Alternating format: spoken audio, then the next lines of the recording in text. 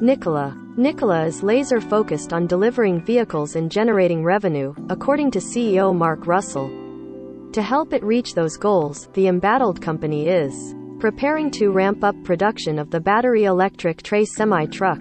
Russell said Nikola expects to start series production of the Tre BEV on March 21. The company plans to deliver up to 500 production Tre BEVs this year, starting in the second quarter.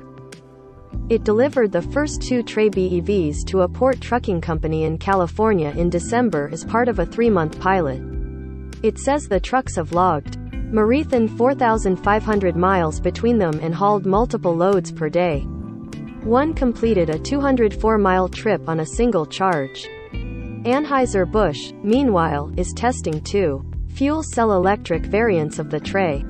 Nikola says its Coolidge, Arizona plant currently has a production capacity of 2,500 trucks per year. Work is underway on an expansion that would increase the capacity to up to 20,000 trucks per annum. Work on Phase 2 of the facility should be completed in early 2023.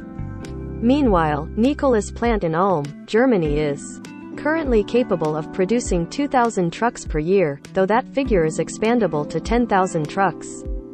In its latest earnings report, the company touched on some of the controversies that have plagued it over the last few years.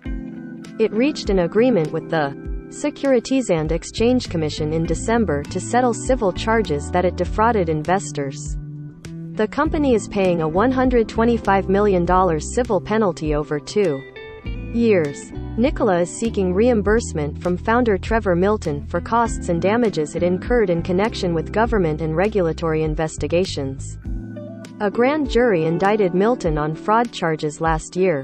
Nikola's former CEO and executive chairman allegedly lied to investors about nearly all aspects of the business in attempts to increase Nikola's share price.